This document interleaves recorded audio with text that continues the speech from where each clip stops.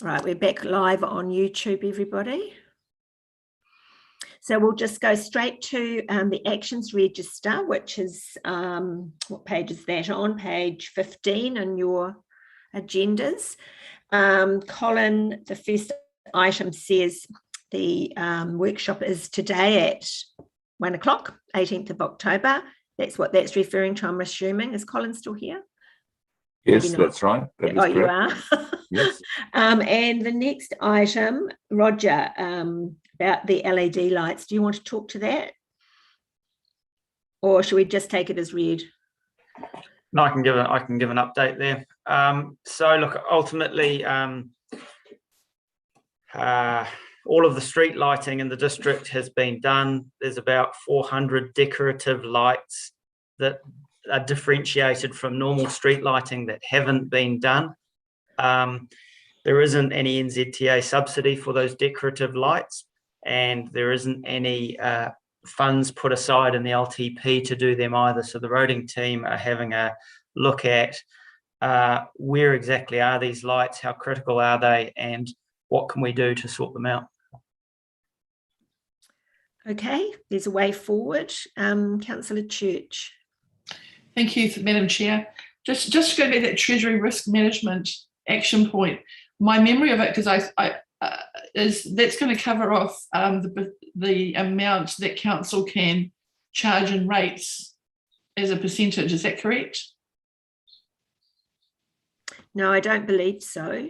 My memory of the action point, Madam Chair, was that's why it came up in the first place, that we were going to review it. I thought, because I was concerned around the fact that at the moment we've got council up to 15% of a percentage of rates that we can actually charge our ratepayers, and that was one of the things, and that triggered this action point of reviewing this policy and having that workshop. That may be a different item, Councillor Church. This was more about the councillors having an understanding about compliance reports. Okay. Is that correct, Alison? No. Sorry. Yes, Alison, I appreciate if we can have an offline around that that rating percentage and how we can have our policies around that. That would be great. Perhaps after this meeting. Thank you. Okay. She's agreeing. Councillor Beck. Yeah, thank you. Question for Roger. On the street lighting, you've only got half the figures in there. The point of moving to LED lighting, of course, is the reduced running cost of the lights, as well as the longer life, before replacement. So I'm just wondering whether this, in fact, is a question of timing, of covering the cost whilst the savings occur, or whether it's just a straight out cost without benefit, which is sort of how it's written. Did that sound like a question? It was meant to be one. Just trying to get my head around what the specific question is. Are you saying savings from lighting is the likely source of money to upgrade the rest of them, or what's the comment there? Yeah, so my question is, the reason that we look at LED lights full stop is that they have a longer operating life and they're cheaper to run during the duration of that life. Therefore, it'll often be self-funding, notwithstanding, the cost is up front to change and the saving comes downstream, but we model that as we do the life of any asset. So I'm just wondering why we've only got half the equation here, cost only. I would suggest that the savings have been taken and banked rather than reinvested into the lights and the network moving forward. So that's why the team are having to have a good look at how do you get the rest of the lights sorted out. Well, yes, I guess from my perspective, I'd encourage, and Alison, do feel free to unmute yourself at any time to save us from this muddled question. But on the basis of not banking the savings, but having to find cash up front for the thing, you'd never put in a solar panel, you'd never change to an EV, you wouldn't do anything, because It doesn't make any sense that way. You have to look at both sides of the equation for it to make sense and for a rational decision to be made. Thank God Alison's going to save us now. So through you, Madam Chair, I understand. So you're asking for the net cost. So obviously there's an upfront investment, but you're making savings over time. So we can come up with a net cost. I guess the thing to still be aware of is that these things are eligible for subsidies. So to do it off your own funding is still not necessarily advisable, but we can look at what the net cost is over time. Absolutely. Thank you. Can I make a comment there? Sorry, I don't know if you see me. Hello, Jim. Hi.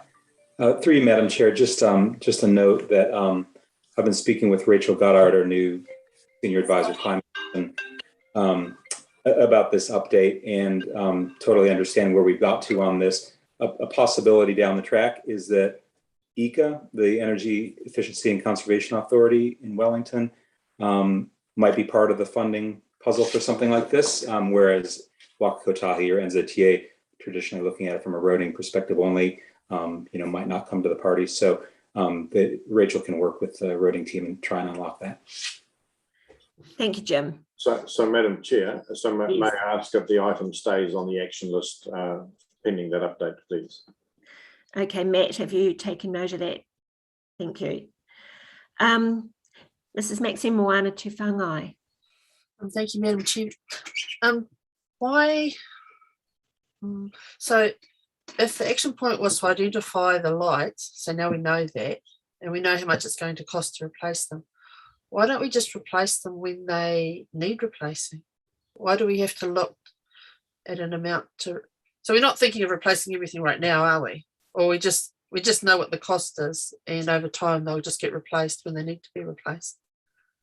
Is that not part of the plan? Yeah, I think that our expert is on the phone, so we'll have to figure that out ourselves. I think that from memory, there was some sort of subsidy, I thought, from NZTA, and then now there's no longer subsidy. I think that was the point. Is that correct? Alison, thank you. So through you, Madam Chair, we had an opportunity a number of years ago now, I think it may have been 2 or 3 years ago, to actually upgrade our street lighting to LED lighting, and we had a higher subsidy amount at that point in time. But I'm assuming that this action has really come through the climate action progress, and that the desire to do that because it's better environmentally, better cost-wise, etc., is the reason for the action point in the first place.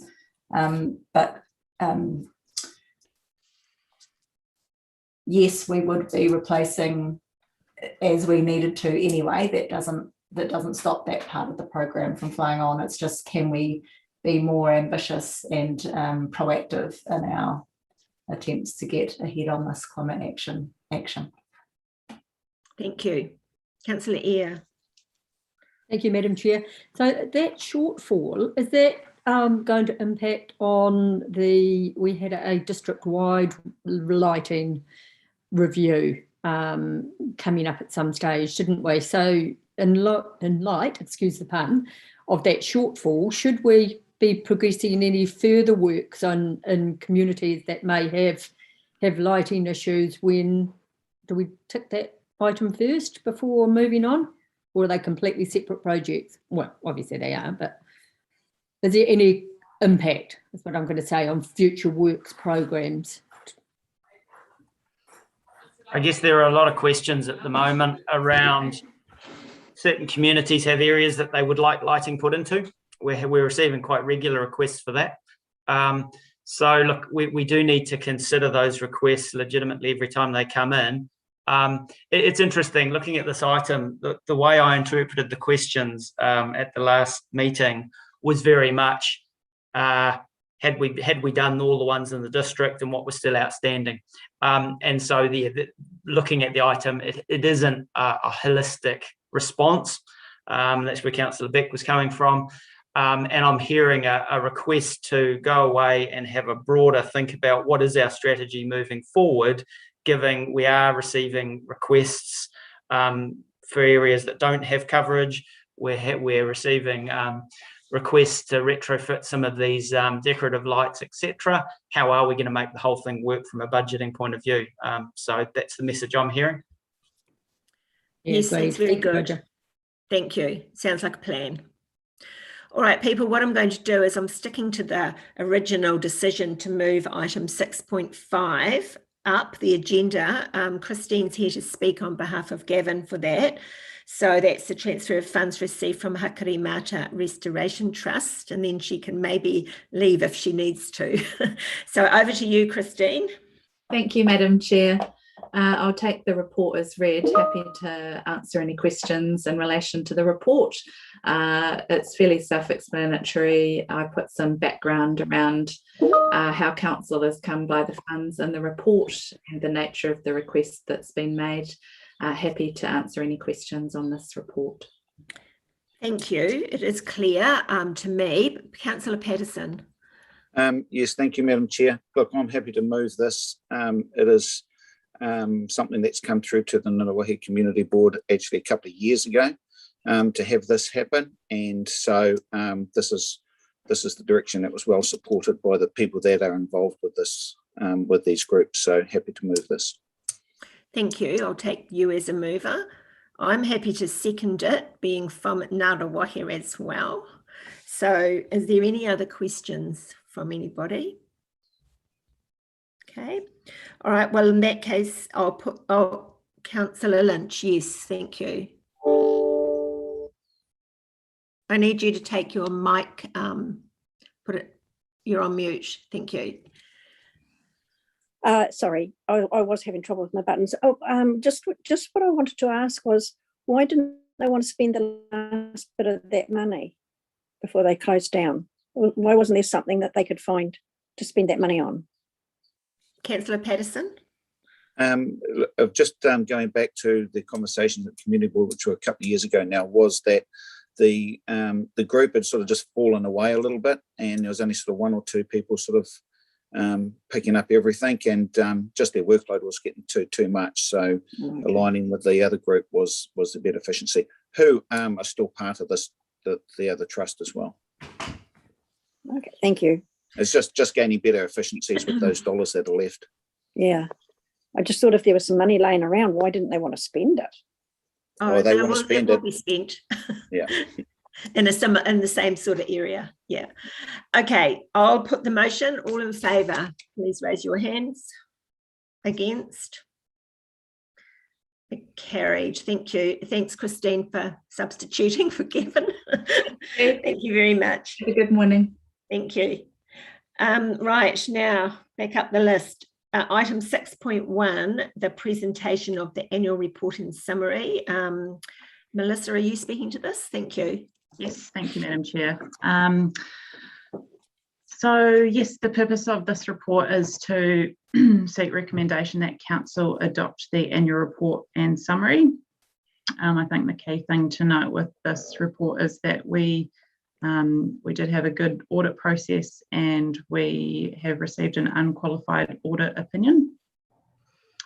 In terms of the non-financial performance measures, of the 79 measures that we've got, 55 were achieved, 5 were on track. So that means that they were within 5% of their target, and 19 did not meet the target. In terms of the engagement, so following adoption of the annual report and summary, copies will be made available at our offices and libraries. And the document will be promoted through the council e-newsletter that goes out every fortnight. And then from there, people will be able to view the annual report and summary electronically online. Happy to take questions. Thank you, Melissa. Councillor Eyre. Thank you, Madam Chair. Excuse the ignorant question, but who sets the performance measures? Who identifies what they are? So they are agreed on through the long-term plan process. Right, okay, because I do wonder whether it actually captures our overarching, all of our business. Just in respect of what jumps out and grabs me in respect of roading. You know, we have almost a third of our roading and unsealed, and yet we haven't actually touched on any of that. So yeah, I just wonder if it's actually a robust way in which we're actually capturing all of our business. Just a comment. Yes, Councillor Eyre. So as council, we're all involved in that, but it tends to be that, or Jim can explain it, but it tends to be consistent each year. So there's comparisons. Jim, would you like to explain that? Oh, no, I think you explained it well, Madam Chair. I was just going to point out that the performance measures have changed as part of the LTP. So you'll see a different set that we're reporting on in the next annual report, which will be as year one of the first long-term plan. Sorry, year one of the current long-term plan, the new long-term plan. There were some minor adjustments, wasn't there? And there's certain things they can't do. Alison, off you go. I'm getting myself tongue twisted. Thank you. Thank you, Madam Chair. So the level of service is the thing that determines what your performance measure is. So in the last long-term plan, we may not have had some levels of service around that, so committed levels of service. But please be reassured that these are just the long-term plan measures. The operational teams also have other underlying operational measures that they do look at and review to understand where they're at in terms of network management. So potentially that's something that would need to be discussed as part of an infrastructure committee rather than the long-term plan itself. So we have a set of mandatory measures for water, wastewater, stormwater and roading. And unless the measure is going to add to the community's understanding of that provision of that service, we're less likely to have it in the long-term plan and be more looking at what does it mean from an operational perspective and what do we need to do to improve in that space. Thank you, that clarifies it well for me. Okay, if we've got no more questions, we have a recommendation that we adopt the audited annual report in summary. Can I have a mover and a seconder, please? Councillor Beck and Councillor Church. All in favour, raise your hands. Against? Carried, thank you. The next item on the agenda is the Local Government Funding Agency annual report. Alison, are you speaking to that? Taken as read. Through you, Madam Chair, to take this. Sorry, I've got a delay. Taken as read. Any questions? Councillor Beck. So moved. Moved by Councillor Beck, seconded by Councillor Patterson. All in favour, raise your hands. Against? Carried. Thank you. That was nice and easy. The Civic Financial Services Limited half-yearly accounts. I'm assuming we're just taking that as read as well. Yes. Are there any questions, Councillor Patterson? No? No. Any questions of that Civic Financial Services Limited report? Okay, I have a mover and a... we've received that already, so that's all right. We don't need to do that.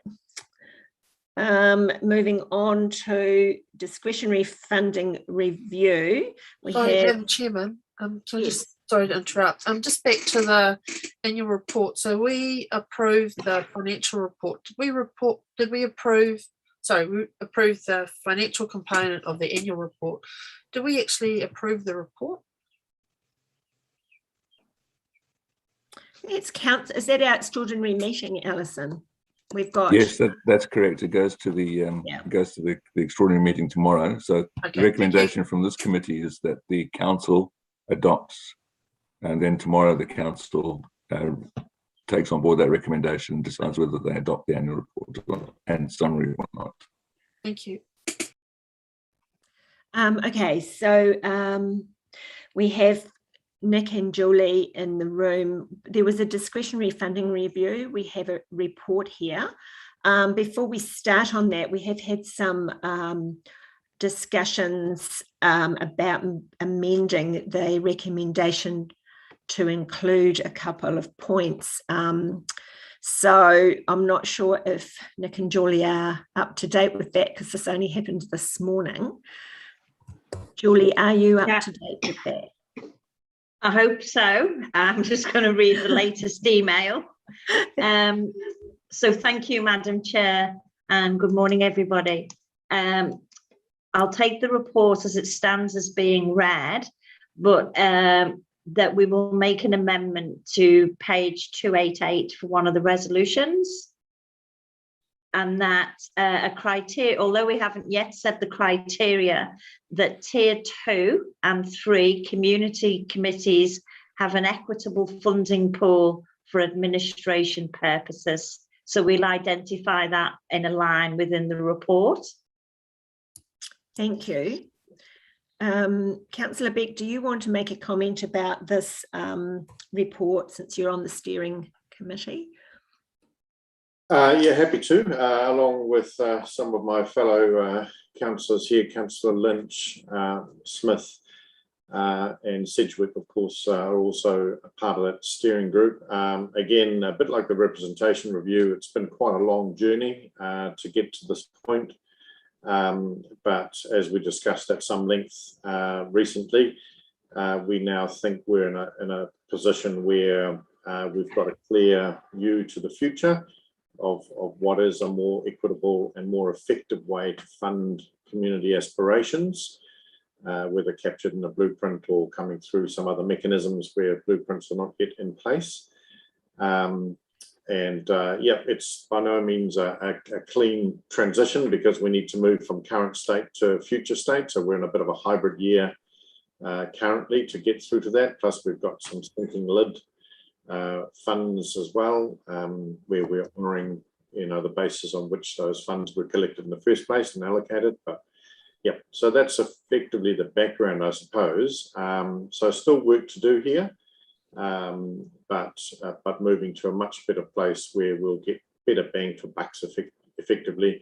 So rather than spending, a good portion of the of funds allocated on the administration of those funds, we actually try and raise the effectiveness by putting it in the hands of the people who are doing something and giving us an outcome as a result.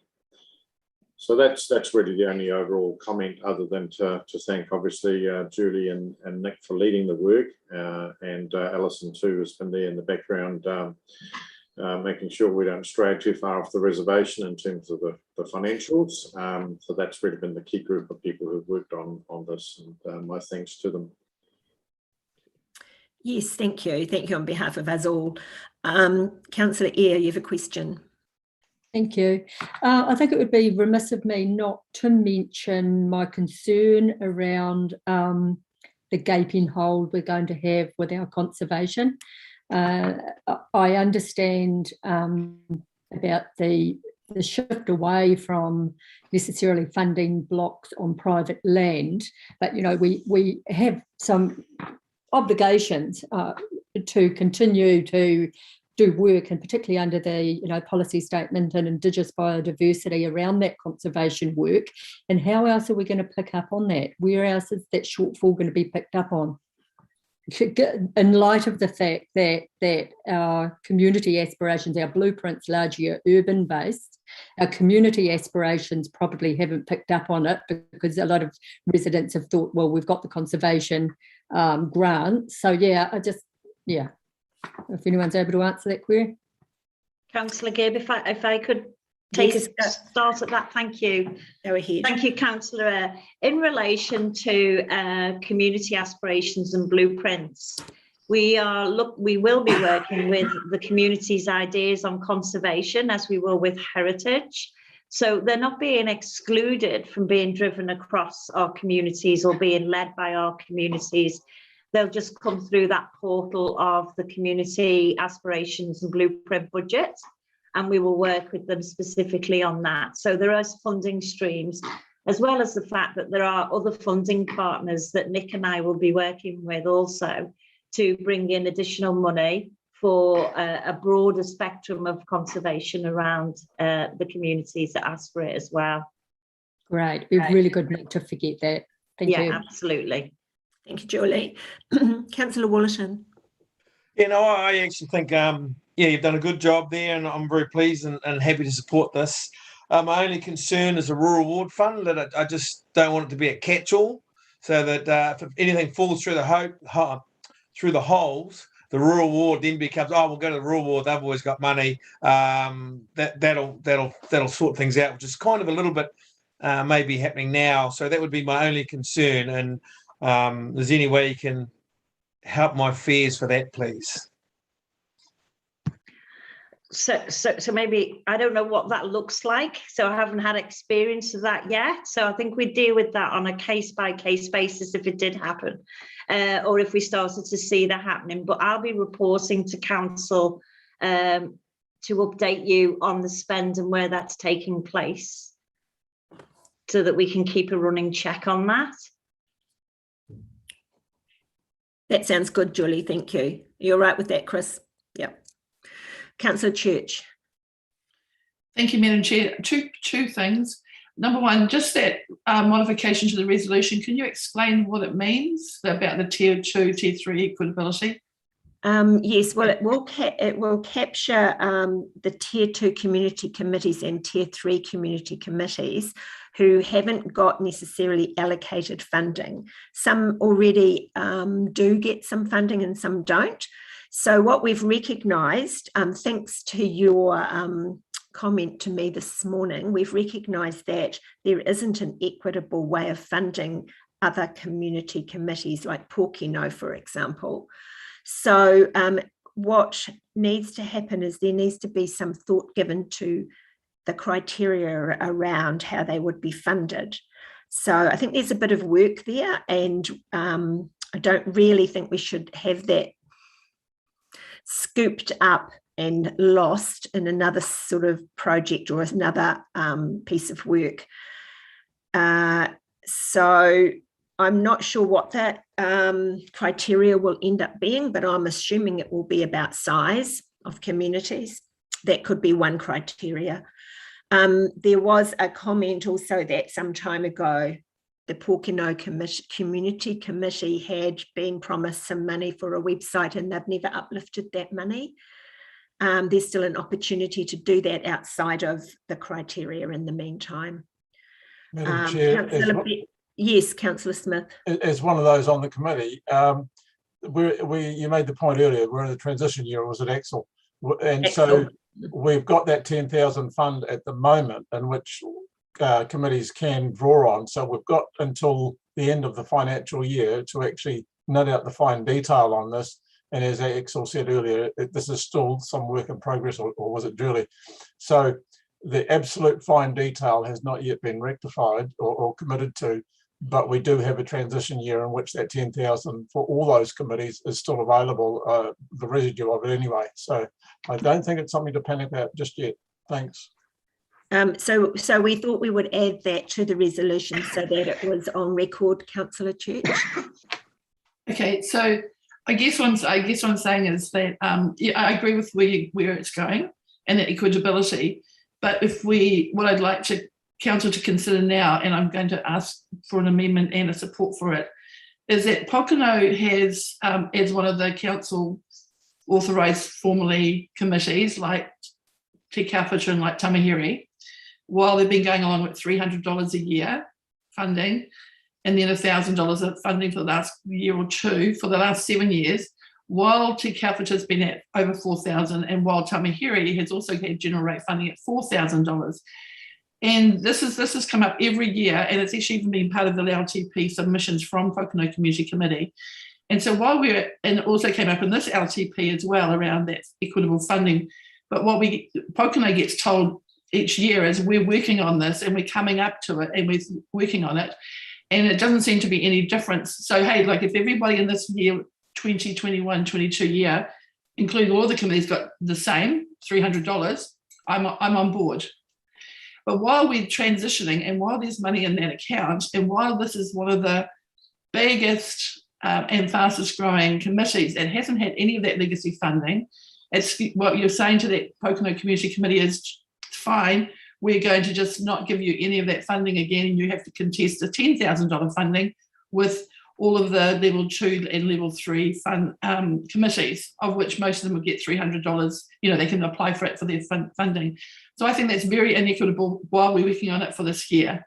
What we're asking for is just, while it's been transitioned, and my understanding from Councillor Henderson is there's about $36,000 carried forward in that budget, that the amendment would be that this year in 2021-22, that Pokeno is allocated $4,000, the same as Tamahiri, in this transition year while the work's been done. And I see where it's going, and I'm fully supportive of it. But I really think, after 7 or 8 years, this will be the 8th year that the Pokeno Community Committee has gone in with significantly different amounts of funding. Councillor Church, before I ask for the next couple of speakers, I mentioned before that Mr. Whitaker had taken a report to Council several years ago, and Council had approved $5,000 for their request to work on a website. They have not taken that money up yet. It is still there. So they aren't being left out in the cold. There is that opportunity while the review committee assesses the criteria. It's just a point that I thought maybe had been missed. No, Can we move? Councillor Smith, you're urgently wanting to answer that, are you? I've got Councillor Beck as well. Yes, thank you. And Councillor Beck may be on the same page as I have been on the committee. With the greatest respect to Pokeno, they have had the opportunity to pick up the funds for that website. But the biggest thing is I'm really concerned about doing this on the fly. And I hear what Councillor Church is saying. However, when Tamahiri came in and sought that first $4,000 some years ago now, a business case had been built and put to Council, and Council accepted that as an ongoing way forward. To have someone come up and put their hand up and say now, because I don't remember the details of any business case that was put during the LTP or previously, I think it's dangerous to do that today, and would ask that that be referred to the committee, which Councillor Beck is chairing, because there is work to be done, and I think it would be wise to make haste slowly, and not to say that Pokeno was to miss out, but we have also got other committees that are looking to put their hand up, and it needs to be equitable. So I would speak against it if it goes to a motion. Thank you, Madam Chair. Thank you, Councillor Smith. Councillor Beck. Yes, I thank you. I guess one of the key things that we tried to get right from the very beginning of this review was to start on the basis of getting the principles right, because there are inequities and historic carry forwards and all sorts of things that made this a very murky, messy area. And actually, as we went through this process, we kept uncovering more buckets of money sitting here, there, and everywhere throughout the council's records, and quite frankly, a lot of them were general rate funded and just kept accruing because everyone had forgotten the buckets were there, and you kept copying them up, etc., etc. So, having fair, equitable, consistent principles for general ratepayer funded money was a key driver. And I guess the commitment is that we get this right for the community committees as well. But we had left that to last, if you like. We had addressed this in terms of materiality. So we're now talking about, out of nearly $2 million, we're talking about getting right the principles for the last 10,000. And I'm sorry if that's taking longer than you think it should, but that's how we got there. And I'm happy that we are moving through it progressively. The document that Gayleen prepared in terms of tier 1, 2, and 3 is something we've never done before. So we're actually giving considerable thought to getting this right, driven by those principles of fairness and equity, which I know you are wanting to. So if there's an amendment to be discussed, I guess, Madam Chair, you'll put that. If there isn't, I'm happy to move the recommendations, including the new one, as they are. Thank you. We'll hold that, Councillor Beck. Councillor Henderson. Thank you, Madam Chair. I'd like to support Councillor Church. the community feel that they have been shortchanged over the years, and I think this does need to be addressed, and potentially sooner rather than later. Yes, I agree it needs to be addressed, but I'm thinking that we need an overarching principle to go ahead with. It's my view. Councillor Maguire. Yeah, my recollection with the Tamahiri funding was that they wanted to start up a website, so they were allocated 4,000 to do that, and the 4,000 just carried on. That's my recollection of it. They were never actually allocated 4,000. It was for a website. So Pocono could do the same thing, I suppose. But and yes, I mean, I don't recall the details, Councillor Maguire, but a website was mentioned with them as well. It's historic now, so we're looking for a positive way forward. And I just remind the councillors that there is $5,000 air tagged for Pōkeno. They wanted a website. I don't recall what year that paper went through, but my comments this morning with Tony Whitaker was it was a couple of 3 years back. It's vague in my memory, but it was there, and the money is still sitting there if they would like to ask for it. they should take it, really. But anyway. Any further questions? Councillor Church. So, Madam Chair, yeah, just on that was probably the first trinium. So we're into you, Madam Chair, and I are now third trinium. Yes. So that's 7 or 8 years ago, as I said, at the beginning, almost the first year, and that was there. And what the Pocono Community Committee did, because they were trying to be sensible of rate and pay money, was they have gone down the track of sourcing their own website and finding to do it for as cheaply as possible, and not to use that money and that 5,000. And this discussion around this as Councillor Maguire, that's my understanding of what happened in Tamahiri as well, from way back when we first started this, because this has been this, I guess, fine, we have a legacy, but now we're going to sign off a legacy issue for another whole year. I'm not sure if there's other communities had this in theirs for another whole year, while everybody else in their communities have the legacy continue. It isn't equitable for a whole year. So that was their thinking of the Pocono Community Committee. At the time, I did suggest to them strongly they do take that money. They were trying to save ratepayers money.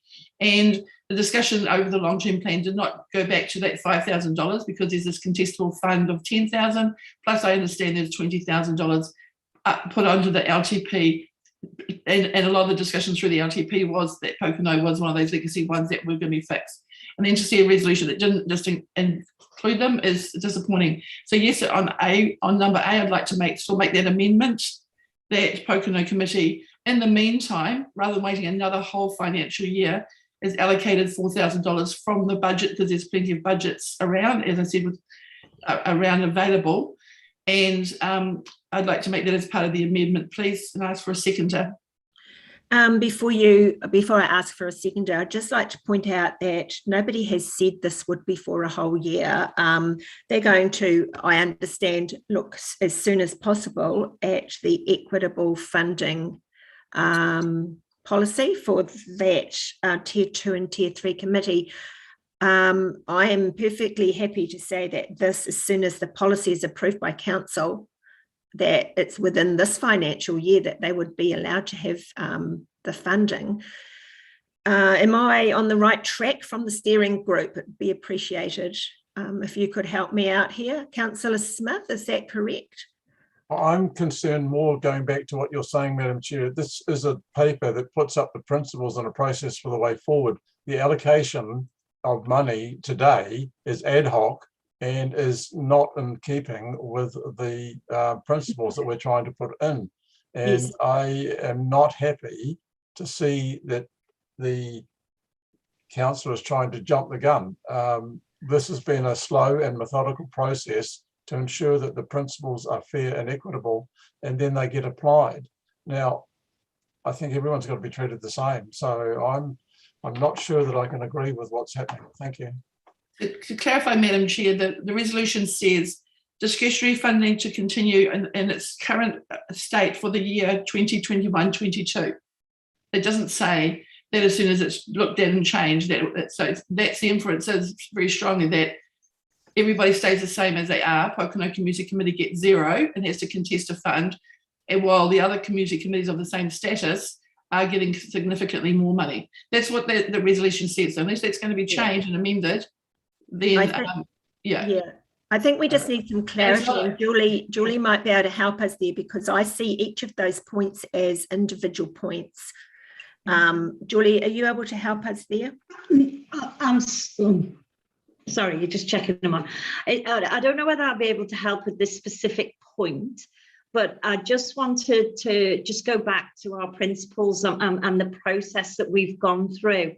Is that as a result, if these recommendations are approved today, the amount of money and the ability to leverage of that money significantly increases what we're able to achieve across our communities. So I don't know, Councillor Church, I don't know whether this will be of any help. It's just that my expectation, if this is approved today and Nick and I go working on the match funding, is that there is a considerable amount of funding that's going to be allocated across all our communities. And, you know, me personally, I've got a new member of staff starting in the northern part of our district, and that will be one of their key features when they start with us on the 1st of November. So I'm struggling to understand the fact that the community might feel left out in any way, when in fact and I don't know the history of the board, but all I can see is that we've got people in place that are going to be able to go out to those communities now with a much larger budget than we've ever had before, to be able to support those communities with their aspirations. So I'm sorry, I know it's not necessarily addressing that particular matter, but you know, from the 1st of November, when my new member of staff starts, one of the key priorities will be rolling out the community aspirations or blueprint ideas that the communities have. So I'm hoping that what our communities will see will be a lot more than they've ever seen before, both in activity and outcomes. I just might ask for clarification. Oh, sorry, Nick. I just said just a couple of comments to add to what Julie said. So I fully agree with everything Julie's put forward, so I thought I won't repeat any of those things.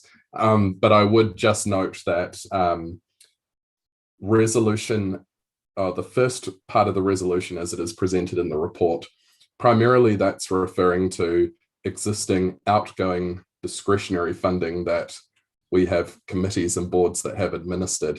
So the intent where it does talk about community committee general rate discretionary funding, it's really just saying at the moment the review is saying the status quo in terms of the outgoing funding that community boards and community committees are distributing to community groups.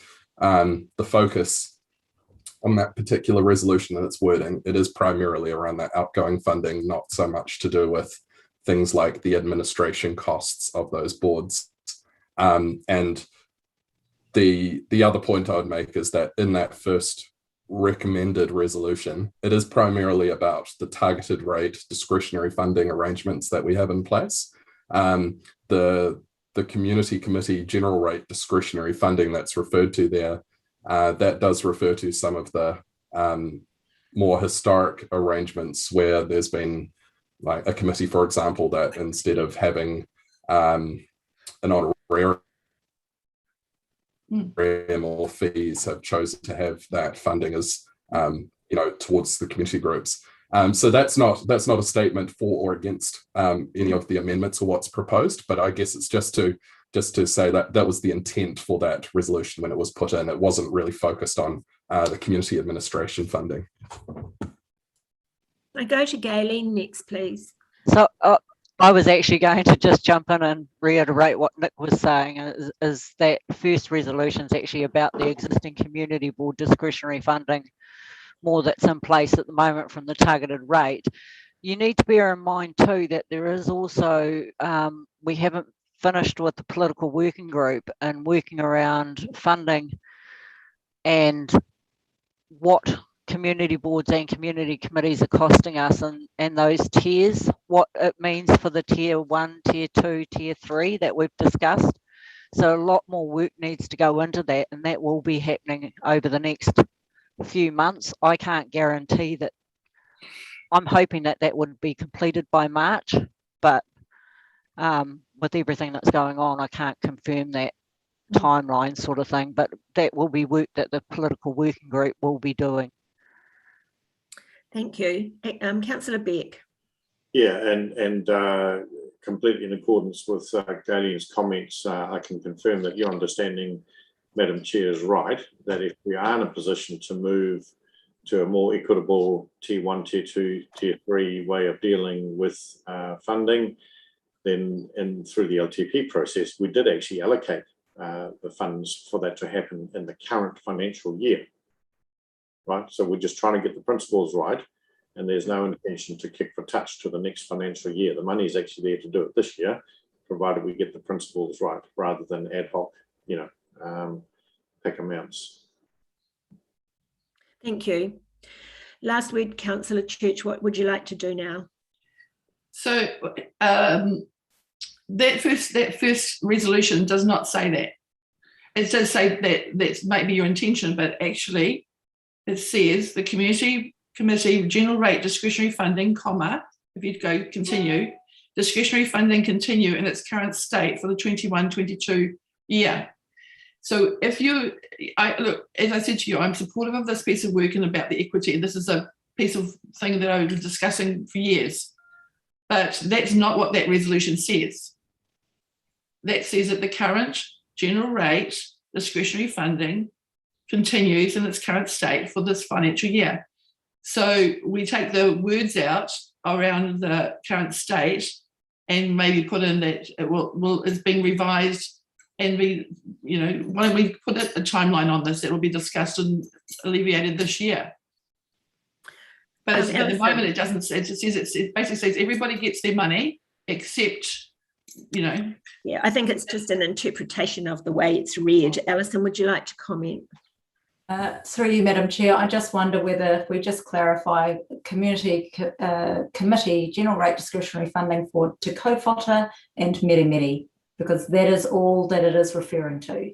It's discretionary funds only. So it is a little bit blurred by the amount shown in the table later for Tamahiri, but that is a separate amount. That's not discretionary funding that they are giving out. So I wonder if that might clarify it for Councillor Church. That's all that is referring to. Well, it's no, because general rate funding means there's no targeted rate. Tamahiri doesn't have a targeted rate either, and the Te Kaupata money is not targeted rate. So yeah, that's not for discretionary funds. That was my understanding. Tamahiri are not giving out funding to community groups, was my understanding. Right. Stuff. I see. You're talking about discretionary funding for grants to community groups. It is not about the admin. Councillor Smith. Thank you, Madam Chair. This is a transition year, and I come back to that. So this is whether we've got to with the work that's being done, and there is more work to be done. And the purpose, and through our discussions, we've always said that we would need to have this in place in its final form for the next financial year. And to try and preempt the work of the committee, I think it's going off track to some extent. So in short, I'd like you to put the motion, unless there's an amendment, a valid amendment, and we can move on, because this we've heard so much and we just going around in circles now, with the greatest respect. Councillor Henderson. Thank you, Madam Chair. I think Alison has summed it up beautifully. That makes it nice and clear to read, because I do agree with Councillor Church. Otherwise, it does read a bit ambiguously. Thank you. Mrs. Moana, Maxine Moana Tufangai. Thank you, Madam Chairman. So what is the point? Sorry, at what point does the Pocono community get a chance to have a set amount allocated for the administration of that committee? So it doesn't sound like it's today, but at what point do they have the opportunity to get into the process to have the funds allocated? It would be, I can't give you a date. It's up to the committee that's reviewing the funding, the steering committee, but it would be once they have given some thought to an equitable way to do so. And you know, it is really hoped it will be as soon as possible. But in the meantime, it has been acknowledged that there is a $5,000 commitment for Pōkeno if they would like to discuss that offline with whoever is in charge of that.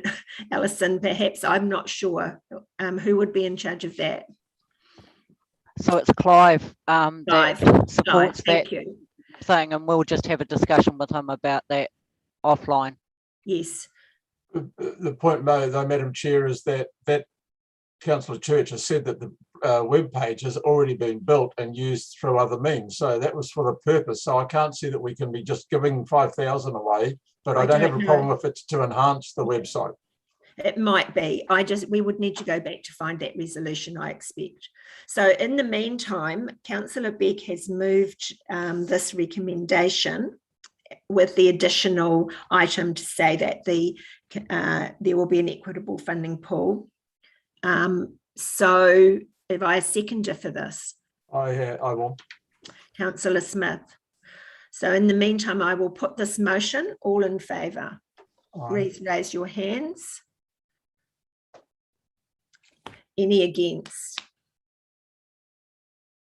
Is that you, Councillor Lynch, against? No, can you take your hand down? No against? Okay, carried unanimously, and thank you very much for a very good conversation. We will now just, I think we've finished. Matt, can you just check I've not missed anything? Because we've yes, I believe we are done for today. All right, so I appreciate everybody's participation, and just another reminder that at 1 o'clock there is a workshop with an external presenter. So we'll see you all there. Have a nice couple of hours of lunch break or whatever. Madam Chair, can I just add something that there's in the council meeting tomorrow, we've got it for the annual report. But what we've also picked up is that the 10A report that you discussed at PNR the other day should actually be adopted by the end of the month as well. So you'll get a supplemental agenda that was just with that recommendation from Planning and Reg, Policy and Reg on Wednesday or Thursday, whenever they met last week. So that'll be added to the council agenda for tomorrow. Thank you. At 1 o'clock. And also, Madam Chair, just a reminder to everybody that infrastructure is now tomorrow at 9:30, not Wednesday. So just a quick question too. So there's no guff on the workshop today, Treasury 101 training and IMT tool social service platform. It's been sent out. The 1 o'clock workshop information is there under workshops. I haven't seen anything on IMT. I couldn't get it. I've been